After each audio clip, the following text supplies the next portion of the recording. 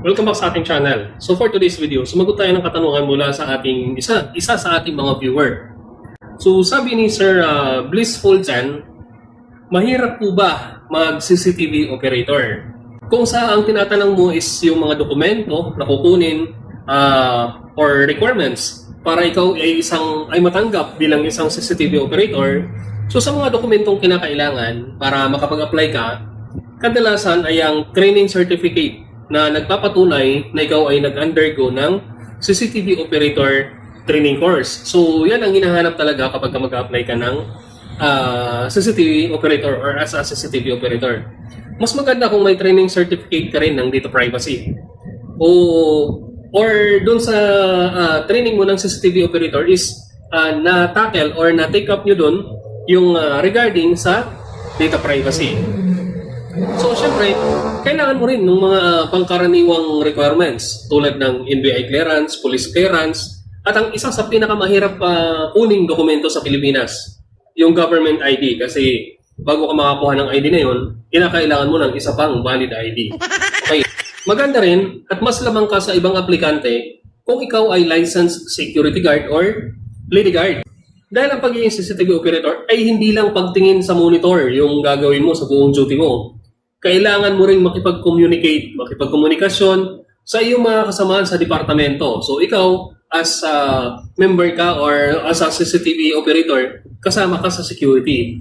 So gagamit ka ng mga termino at mga lingwahe na karaniwang ginagamit ng mga security guards. Tulad ng phonetical alphabet, yung mga TIN codes. So magagamit ka ng radyo dyan, gagamit ka ng telepono, itatawag mo kung ano man yung mamomonitor mo. Kaya mas maganda kung license ka, mas malaki ang chance mong matanggap. Pero wag ka muna panghinaan ng loob. Kasi nasa Pilipinas ka. Dahil sa Pilipinas, may mga kumpanya at ahensya na hindi masyadong mahigpit sa mga requirements. May mga nakakapasok kahit hindi ganap na qualified dahil sa koneksyon o kamag-anak sa loob ng kumpanya. Minsan, sila ba ang nagiging dahilan ng mga pagkakamali sa trabaho?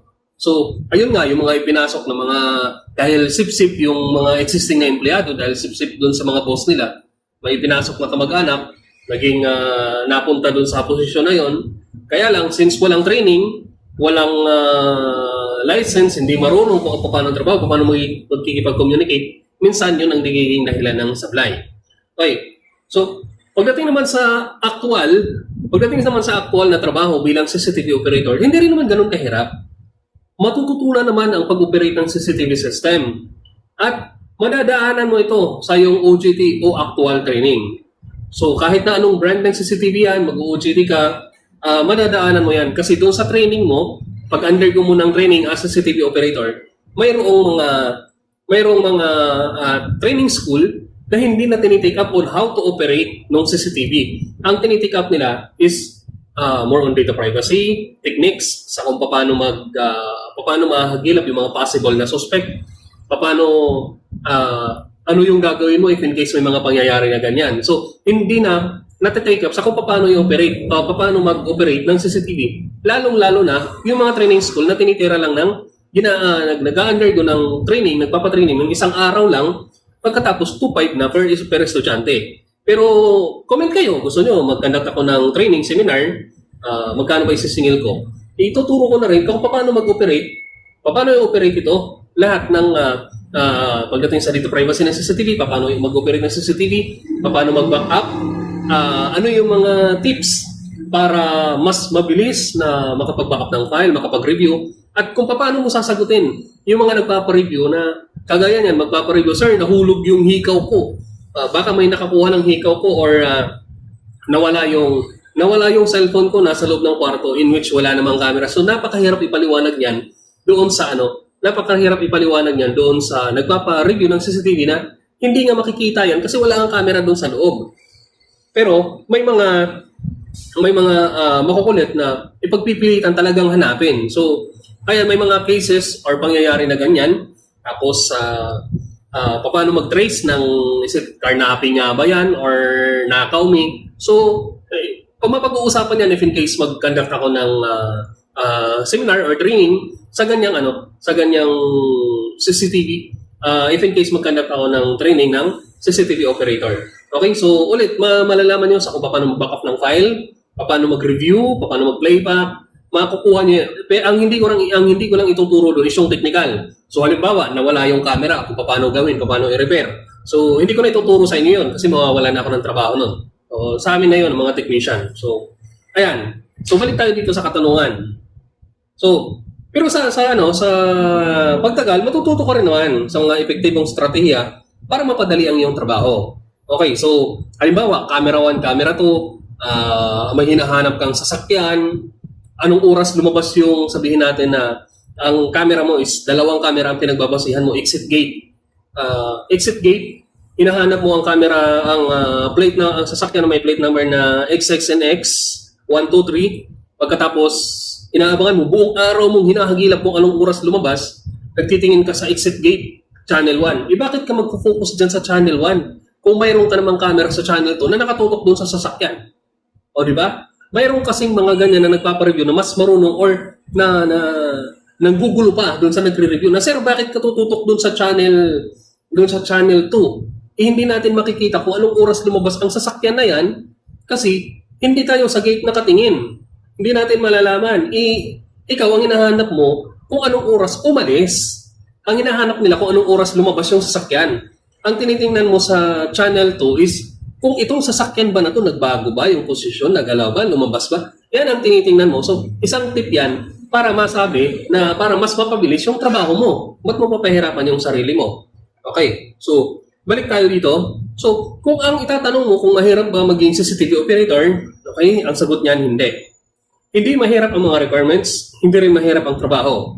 Ang talagang nagpapahirap sa'yo ay yung mga katrabaho at mga opisyal ng kumpanya na ayaw sumunod sa itinakdang procedure. So, halimbawa, napasok ka sa kumpanya, mayroong nagsabi doon na lahat ng magpapareview dapat mayroong request. Pero since dahil official sila, sekretary ng director, wala na, hindi na nagre-request, hindi na nagpapa ng request, hindi na nagagawa ng written request.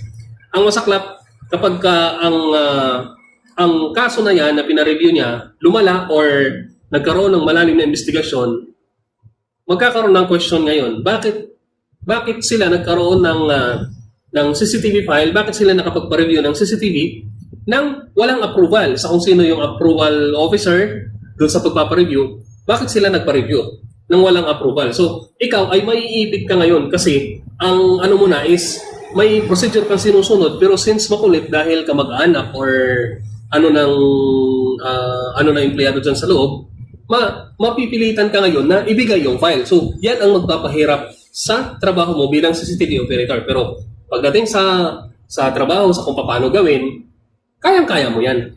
So, ayan, hanggang nun lang. Ulit, kung may katanungan kayo, maaari kayong magtanong. At uulitin ko, gusto nyo ba na mag-conduct ako ng ganon, yung parang seminar, na ituturo ko sa inyo yung mga tips sa kung paano mag-review ng CCTV, paano mag-backup ng file, paano gamitin ang mouse. Kasi itong mouse na to, hindi ito kagaya ng ginagamit nyo sa PC na paano yung mag-back, paano mag-back, paano mag-double click, yung mga ganyan. So, mayroong mga CCTV operator na naguguluhan sa ganyan. Mapunta siya sa ibang settings, hindi niya ngayon maibalik. Kasi wala siyang nakikita dyan na back. Unlike sa computer, makikita mo na may nakalagay dyan, ibabak mo or i-ex mo para mag-exit yung isang buhay na interface. Okay. So, isa din na maaari kong ituro siguro doon sa inyo, yung centralized. So, kagaya dito, ang camera dito is nasa 40, 60. Nasa ganyan karami ang camera. Pero, nasa ganyan karami ang camera, mahirap kapag maraming monitor. So, maaari kang gumamit ng isang application, pagkatapos i-view mo lahat ng camera doon. Okay? Tapos isa pang maaaring setup is yung ginagawa doon sa mga subdivision. Setup doon sa subdivision na ang recorder is nandun sa may-ari or nandun sa HUA. Tapos ang security guard mayroong monitor na access niya lahat ng camera. Okay? So maaari natin i-take up yun if in case magsasagawa ako ng ganun. Okay? So ayan, hanggang doon lang. Ulit, kung may katanungan kayo, maaari kayo magtanong. Huwag lang mathematics.